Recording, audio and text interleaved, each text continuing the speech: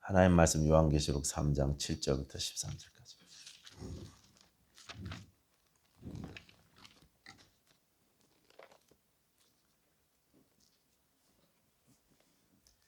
제가 읽겠습니다.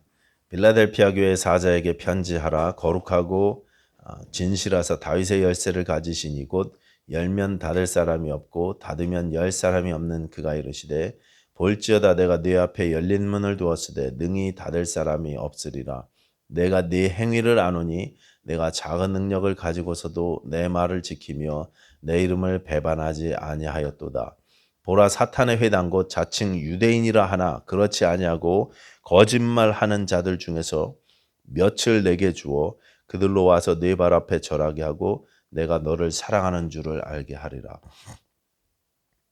내가 나의 인내의 말씀을 지켰은즉 내가 또한 너를 지켜 시험의 때를 면하게 하리니 이는 장차 온 세상에 임하여 땅에 거하는 자들을 시험할 때라. 내가 속히 오리니 내가 가진 것을 굳게 잡아 아무도 내 면류관을 빼앗지 못하게 하라. 이기는 자는 내 하나님 성전의 기둥이 되게 하리니 그가 결코 다시 나가지 아니하리라. 내가 하나님의 이름과 하나님의 성 곧 하늘에서 내 하나님께로부터 내려오는 새 예루살렘의 이름과 나의 새 이름을 그의 위에 기록하리라. 귀 있는 자는 성령이 교회들에게 하시는 말씀을 들을지어다. 아멘. 하나님 이 시간에 우리가 주 예수께서 알려주시는 주 예수 그리스도의 성령께서 알려주시는 이 말씀을 깊이 받게 하여 주시고 하나님이 우리에게 무엇을 원하시는지 깨달을 수 있는 귀한 시간 되게 하여 주시옵소서. 우리 성도님 가운데 연약하신 분들 기억해 주시되 특별히 우리 김기영 집사님 지금 기억해 주셔서 속히 건강을 회복하실 수 있도록 지금 도와주시고 인도해 주시옵소서. 또 하나님 우리 수요일날 한국으로 가시는 우리 정 선교사님 기억해 주시고 어느 곳에 있든지 이 선교사님과 온 가정을 축복하여 주시고 지켜주시며 앞으로 하실 사역들 가운데도 주님께서 함께 하시사 많은 열매를 거둘 수 있도록 주님 축복하여 주시옵소서. 이집트에서 또 사역하실 때 안전하게 보호하여 주시고 어린 아이들을 지켜주시고 또 지치지 않도록 목사님과 사모님, 선교사님과 사모님 축복하시고 또 인도하여 주시옵소서. 하나님이 LA 땅의 화재로 고통당하고 있는 사람들을 기억해 주시고 속히 이 화재가 진압될 수 있도록 하나님께서 함께하여 주시옵소서. 감사드리며 예수님 이름으로 기도하였습니다. 아멘.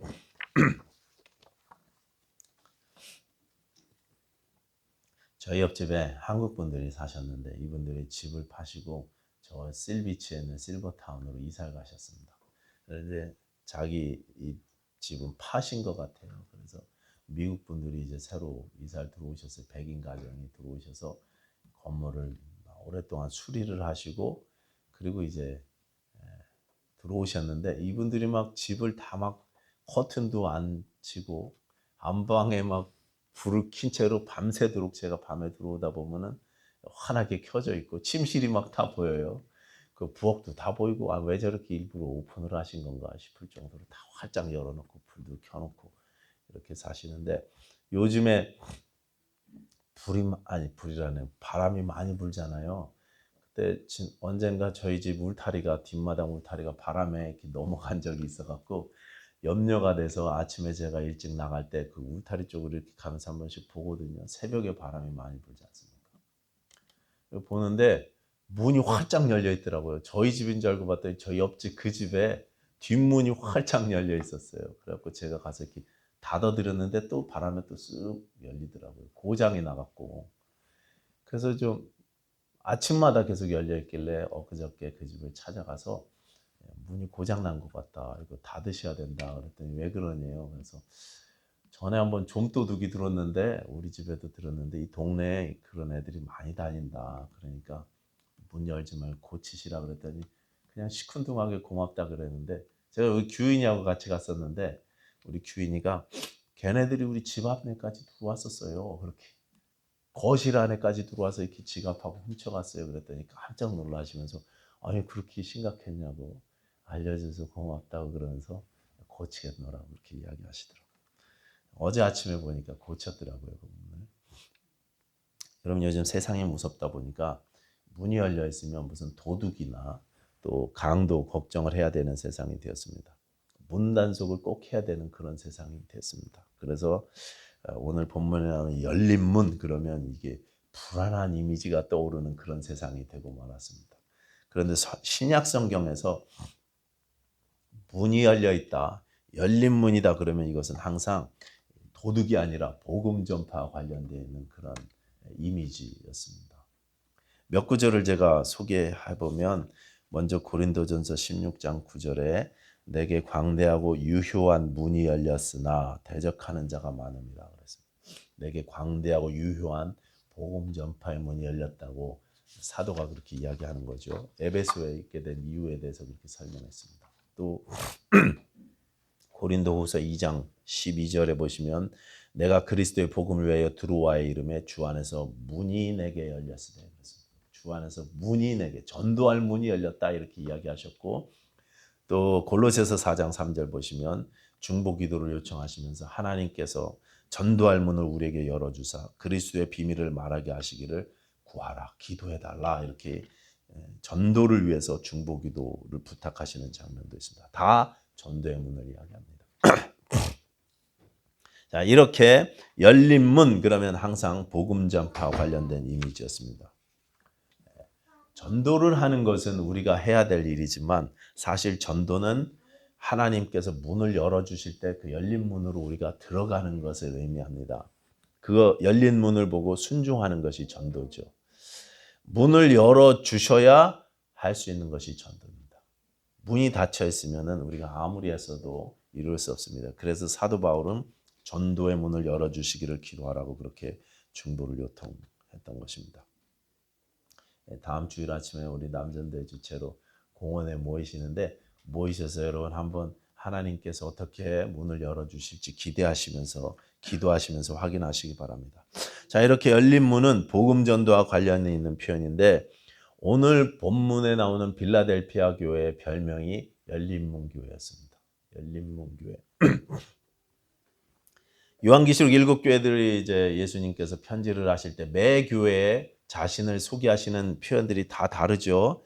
오늘 본문의 빌라델피아 교회에도 예수님께서 특별하게 자신을 표현하고 계시는데 이 교회는 열린 문과 관련해서 자신을 표현하고 계십니다. 여러분 7절 이제 다 같이 보겠습니다. 7절.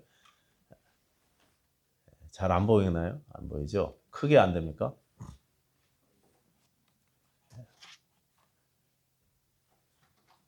제가 읽겠습니다. 제가 7절 읽겠습니다. 빌라델피아 교회의 사자에게 편지하라.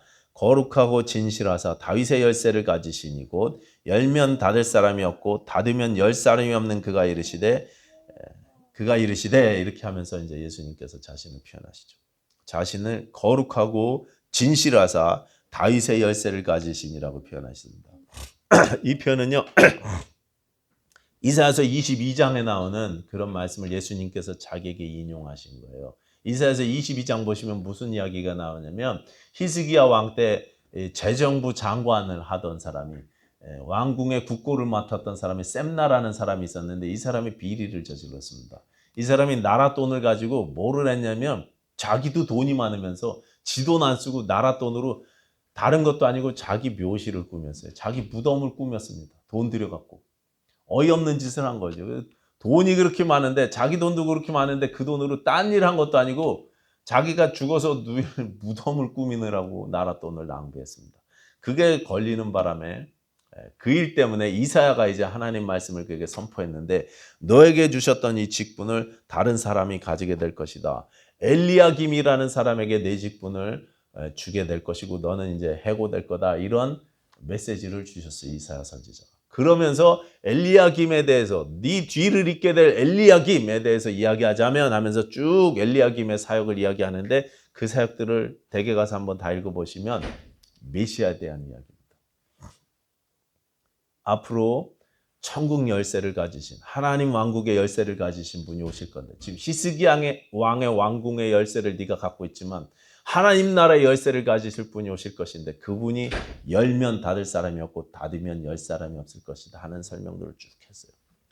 그 말씀을 예수님께서 자기에게 적용하시면서 내가 바로 그 메시아라는 것을 선언하시고 그리고 이제 말씀을 하시는 것입니다. 그분이 빌라델피아 교회 앞에 내가 다른 교회가 아니라 너희에게 열린 문을 두겠다. 열면 아무도 닫을 수 없는 문을 내 앞에 두겠다. 이렇게 말씀하시죠. 8절입니다. 8절. 다 같이 읽어보겠습니다. 8절 시작. 내가 내 앞에 열린 문을 두었을 때 능히 닫을 사람이 없으리라. 내가 내 행위를 아노니 내가 작은 능력을 가지고서도 내 말을 지키며 내 이름을 배반하지 아니하리라. 왜 하필 다른 교회도 아니고 필라델피아 교회 앞에 아무도 닫을 수 없는 이 열린 문을 두셨을까? 왜 다른 능력이 있는 에베소 교회나 저 부자 교회, 두아디라 교회 같은 이런 교회가 아니라 필라델피아 교회였을까? 특별히 또 필라델피아 교회는요, 뒤에 가서 이 축복하시는 부분을 보시면은 저기 나오네 10절에서 보시면 내가 너를 사랑하는 줄을 알게 하리라. 필라델피아 교회는 연약한 교회였음에도 불구하고 예수님께서 내가 너를 사랑한다고 직접 표현하셨어요. 다른 교회는 나오지 않는 표현입니다. 책망도 없습니다, 이 교회는.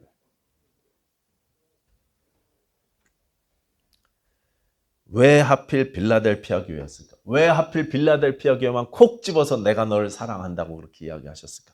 왜 내가 너에게 열린 문을 준다고 이야기하셨을까? 그 이유가요, 8절 하반부인데 좀 아까 읽은 8절 뒷부분을 보시면 내가 내 행위를 아노니 내가 작은 능력을 가지고서도 내 말을 지키며 내 이름을 배반하지 아니하였도다 그랬습니다.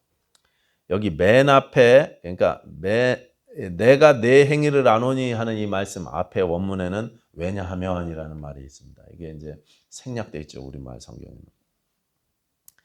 내가 네 앞에 열린 문을 둔다. 왜냐하면 내가 내 행위를 아는데 작은 능력을 가지고서도 내 말을 지켰고 내 이름을 배반하지 않았기 때문이다. 이런 뜻입니다.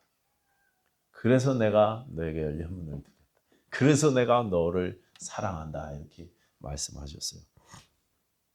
여기 말씀을 지켰다 그럴 때 지킨다는 말은 원래 살피고 보호한다 이런 뜻입니다. 빌라델피아 교회는 앞에 버가목 교회나 두아디라 교회처럼 잘못된 가르침들이 들어오지 않도록 말씀을 소중히 여기고 그리고 잘 지켜냈습니다. 나중에 이 교회도 이런 잘못된 가르침들이 들어왔지만 이그나티우스 편지 좀 이따 제가 말씀드릴 텐데 그런 편지에 보면은 이 빌라델피아 교회에도 문제가 있었지만 잘 이겨냈어요. 말씀을 정말 소중히 여기고 잘 지켜냈습니다. 성도들이 잘 분별했습니다. 또 예수의 이름을 배반하지 않았다는 말은 이제 끝까지 믿음을 지켰다는 표현이겠죠. 이런 그들의 말씀에 대한 사랑과 충성스러운 믿음 때문에 빌라델피아 교회에 아무도 닫을 수 없는 열린 문을 허락하셨고 이 교회를 특별히 사랑하신다는 표현을 예수님께서 하신 것입니다. 빌라델피아는 다른 도시들에 비해서 상대적으로 부유하지는 못했습니다. 그 교회에 뭐 권세자들이 있다든가 유력한 사람들이 그 교회에 출석한다든가 많은 사람들이 모였다든가 하는 그런 교회가 아니었고 연약한 교회였습니다. 그런데도 말씀을 사랑했고 충성하는 교회였다는 것입니다. 예수님께서 사랑하시는 교회였다고 표현하십니다. 우리 교회는 어떻습니까? 여러분, 우리 21세기 침례교회가 하나님께서 사랑하시는 교회가 맞죠? 우리를 하나님이 사랑하십니다. 비록 우리가 연약하지만 하나님께서 우리를 사랑하시고 또 우리에게 열린 문을 주실 때 우리가 순종하여 나아가야 할 수 있는 그런 교회가 될 줄로 믿습니다. 가까이 양 옆에는 이 빌라델피아 교회 가까이 양 옆에는 말이죠. 위쪽으로는 4대 교회, 이름만 살아있고 실상은 죽어있는 4대 교회가 있고 요 아래쪽 가면은 7번째 교회 라우디게아 교회가 있습니다. 미지근한 교회. 양옆으로 다 책망만 받은 교회들이 있었습니다. 같이 좋은 영향을 받아서 서로 이렇게 시너지를 발휘해야 할 텐데 양옆에 좋은 영향을 끼칠 만한 교회들이 없었어요. 빌라델피아 교회는 말이죠. 특별히 라우디게아 교회는요. 17절에 보시면 이런 말씀을 하셨습니다. 네가 말하기를 나는 부자라 부유하여 부족한 것이 없다 하나 내 곤고한 것과 가련한 것과 가난한 것과 내 눈먼 것과 벌거벗은 것을 알지 못하는도다. 부자고 가진 것이 많은 교회였지만 세상적인 능력이 많은 교회였지만 사실은 곤고하고 불쌍한 교회다. 예수님이 그렇게 말씀하셨어요. 그런 교회들만 옆에 있었는데 근데 빌라델피아 교회는 완전히 반대였습니다. 가진 것이 없고 능력이 적은 작은 교회였지만 순종하면서 충성했다는 것입니다. 세상적인 능력도 없고 힘도 없고 연약하고 배운 것도 없고 믿음의 동지들도 없고 주변에 이상한 교회들만 있었지만 견뎌냈다는 뜻입니다. 계속 충성하고 말씀을 사랑하여 순종하는 데 힘쓴 교회가 빌라델피아 교회였습니다. 성경의 빌라델피아 교회가 오늘 본문에만 나와요. 그렇지만 이제 교회 역사 기록에는 여러 군데에 나옵니다. 아까 말씀드린 대로 이그나티우스가 안디옥 교회 감독님이셨어요. 2세기 때 안디옥 교회 감독님이셨어요. 사도 요한 이후에 얼마 되지 않아서 이분이 체포당해서 로마로 압송되어 갈 때 이제 사형 언도를 받고 로마에 가서 사형을 받으려고 끌려가셨는데 끌려가실 때 이 소아시아 지방을 지나가는데 바로 안 가고 이 사람들이 끌고 가면서 이곳저곳을 교회들마다 다 들려다니면서 니네 이 유력한 이그나티우스 목사가 이제 사형을 당한다. 니네 하나님도 너희를 보호해 주지 못한다면서 막 선전 효과 때문에 이렇게 끌고 다녔어요. 근데 가는 곳마다 지나가면서 편지를 쓰죠. 7통의 편지를 썼는데 그중에 6번째 편지가 이 빌라델피아 교회에 보내는 편지였습니다. 이들의 믿음을 칭찬하죠. 잘못된 가르침이 교회에 들어오는 것에 대해서 경계를 하고 이 빌라델피아 교회를 칭찬하는 그런 편지를 씁니다.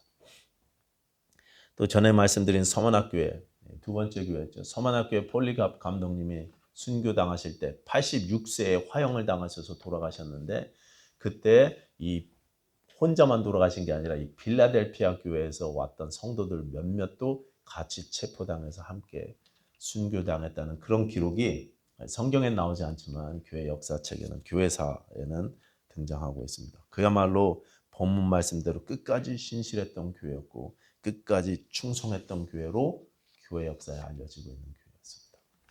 그런 교회였기 때문에 하나님께서 이 빌라델피아 교회에 열린 문을 두시고 영혼 구원에 쓰임 받을 찬스를 허락해 주신 것입니다. 하나님은 세상적인 능력자들을 쓰시지 않는다는 것 우리가 알고 있습니다.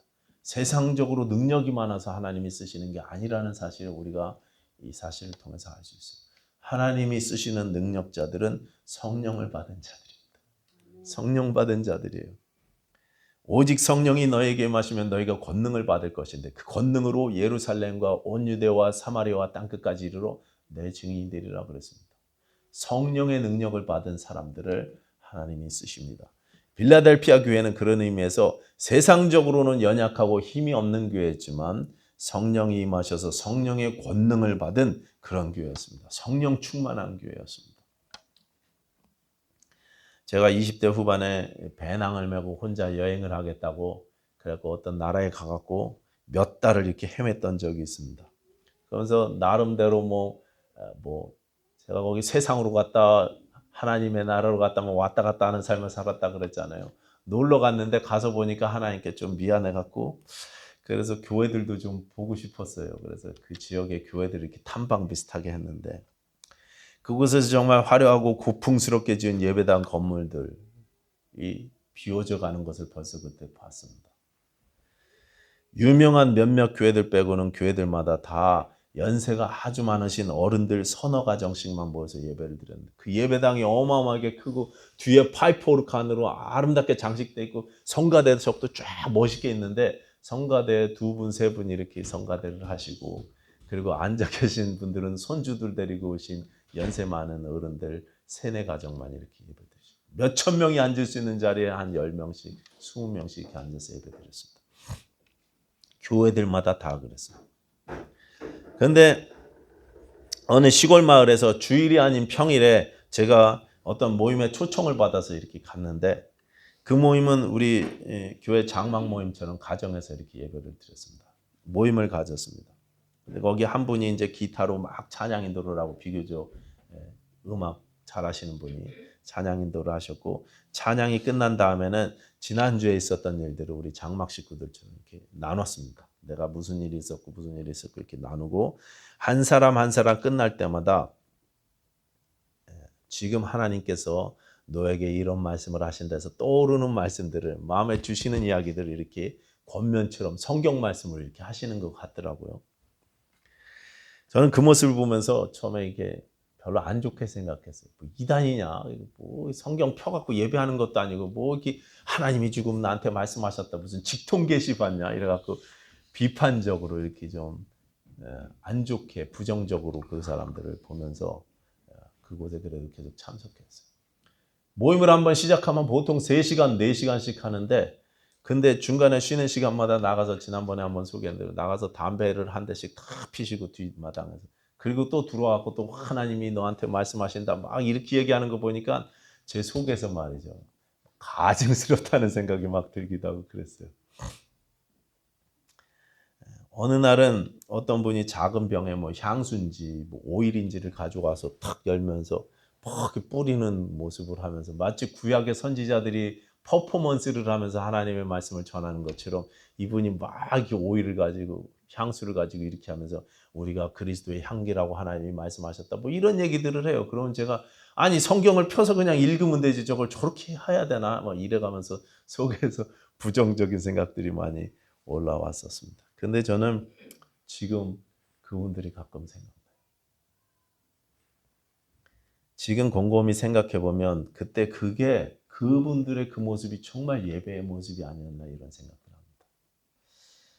웅장한 예배당에 앉아서 찰스 스펄전 목사님 같은 훌륭하고 유명한 목사님들의 그 웅변적인 설교를 듣고 감동을 받아서 집에 돌아오는 그것도 예배고 그것도 참 귀한 모습이지만 그보다 더 서로에게 역사하신 하나님의 은혜를 나누고 서로를 통해 주시는 말씀을 함께 그렇게 나누는 것이야말로 원래 교회의 예배 모습이 아니었을까 이렇게 요즘 들어서 많이 생각합니다.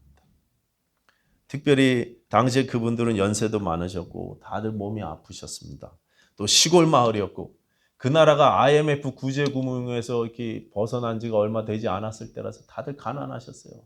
다들 일자리에서 해고당해서 변변한 일자리가 없었고 옷도 입으신 거 보면 아저씨들은 딱 일하다 오셨고 청바지 같은 데 딱 찢어지고 헤어진 옷을 입으셨고 아주머니들은 커튼 같은 거 저런 거 뜯어서 그런 거로 치마 만들어서 입으시고 식사도 굉장히 소박한 식사하시고 다 가난했습니다. 선진국인 줄 알았더니 다들 너무 어렵게 살고 계셨어요. 그런데 그런 연약함에도 불구하고 하나님께서 그들을 사용하셨어요. 그러니까 저 같은 사람에게도 와갖고 우리하고 같이 가서 예배할래 하면서 저 거지처럼 하고 돌아다니는데 저를 데려다가 그렇게 간식도 주고 같이 예배도 드리고 또 그 외에도 그 모임에 계속 새로운 사람들이 이렇게 조인하고 지금 생각해 보면 하나님께서 저를 위해서 가서 저 교회의 모습을 좀 배우라고 그 모임을 좀 배우라고 이렇게 소개해 주시지 않았나 이런 생각도 들고 그분들을 저를 위해서 보내주셨던 천사들이 아니었나 이런 생각까지도 가끔 합니다. 연약하지만 하나님이 쓰셨던 사람들 예수님의 말씀을 소중히 여기면서 서로 사랑했던 그 사람들 유진 피터슨 목사님께서 신앙생활을 정의하시면서 한 방향으로 가는 오랜 순종의 길이라고 정의하셨습니다. 예, 신앙생활은 그렇죠. 한 길 가는 순례자들이 신앙인들입니다. 비록 내 능력이 적어도 연약해도 하나님께서 열어주시면 순종하겠다는 충성의 마음이 예수를 따르는 신자들의 마음인 것입니다. 한결같이 한 길 가면서 순종하는 자들.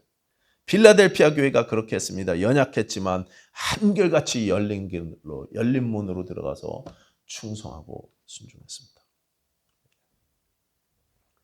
반고 아시죠? 빈센트 반고 네덜란드 화가입니다. 후기 인상파 화가 뭐 이런 얘기들 하죠. 이분이 원래는 목사님 아들로 태어나서 목사님이 되려고 했지만 여의치 않아서 잘 못하고 이런 일 저런 일 이렇게 많이 하시다가 그림을 좋아해갖고 정식 교육은 받지 못했지만 그림을 그리기 시작했습니다. 내가 이 그림으로 직업을 삼아야 되겠다. 그래서 열심히 그림을 그리시고 프랑스까지 가서 또 같이 그림을 그리고 했는데 별로 그렇게 그림이 잘 팔리거나 그러진 않았죠.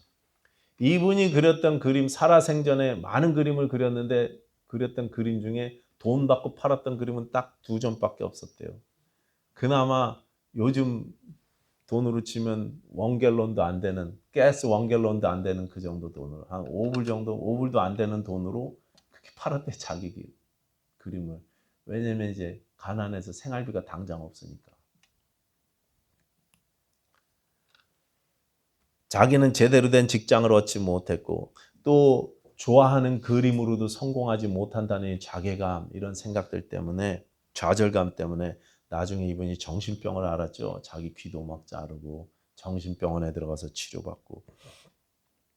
근데 정신병원에 입원해서 치료받는 와중에도 계속 이분은 그림을 그렸습니다. 계속 그림을 그렸어요. 결국에는 우리가 이제 아는 대로 30대 후반에 스스로 목숨을 끊죠. 이분이 비극적으로 삶을 마무리했는데, 그림 그리는 일에는 이분이 충성을 다했습니다. 투병할 때도 계속 그림을 그렸습니다. 살아서는 아무런 인정을 받지 못했지만 지금은 이분 작품이 전 세계 유명한 미술관이며 박물관 이런 데 다 걸려 있죠. 또 그 그림 중에 가쉐 박사의 초상이라는 그림은 1990년도에 1200만 불에 팔렸습니다. 1200만 불. 그러니까 8200만 불. 한국 돈으로는요 1000억 원이 넘는 돈이, 그림 한 점이 그렇게 팔렸어요. 어마어마하죠. 제가 드리고 싶은 말씀이 뭐냐면요, 우리도 신앙생활을 한결같이 해야 되지 않겠냐, 이런 뜻입니다. 꾸준히 한결같이 말씀대로 순종하고 충성하는 신앙, 우리를 부르신 그 부르심에 한결같이 충성하는 그 신앙, 그 신앙을 하나님께서 좋아하시고 칭찬하시고 그런 자들에게 우리 주님께서 내가 너를 사랑한다, 이렇게 말씀해 주시는 것입니다. 비록 내가 세상적으로는 연약하고 능력이 없지만 성령이 주시는 능력에 의지해서 순종하고 충성하는 모습을 우리에게 원하시는 모습, 그 본문이 오늘 본문이라고 저는 그렇게 생각합니다. 여러분, 순종과 충성에는요 인내가 필요합니다. 그래서 10절에는 내가 내 인내의 말씀을 지켰다, 이렇게 표현합니다. 나의 인내의 말씀을 지켰다. 예수님처럼 인내했다, 그런 뜻이죠. 예수님의 인내에 대해서는 우리가 잘 알고 있습니다.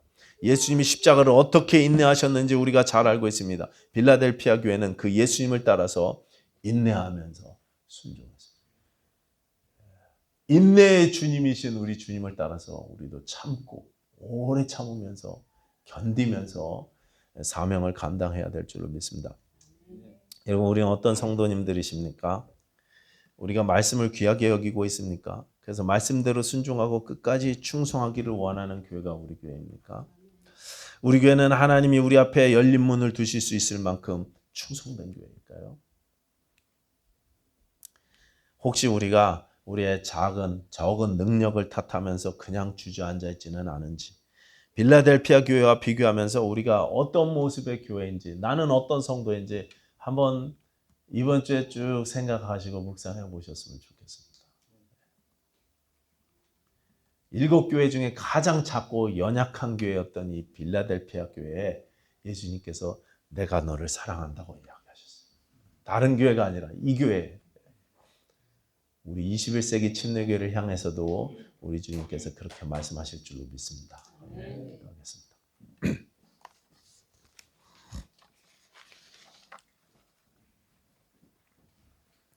하나님 아버지, 감사합니다.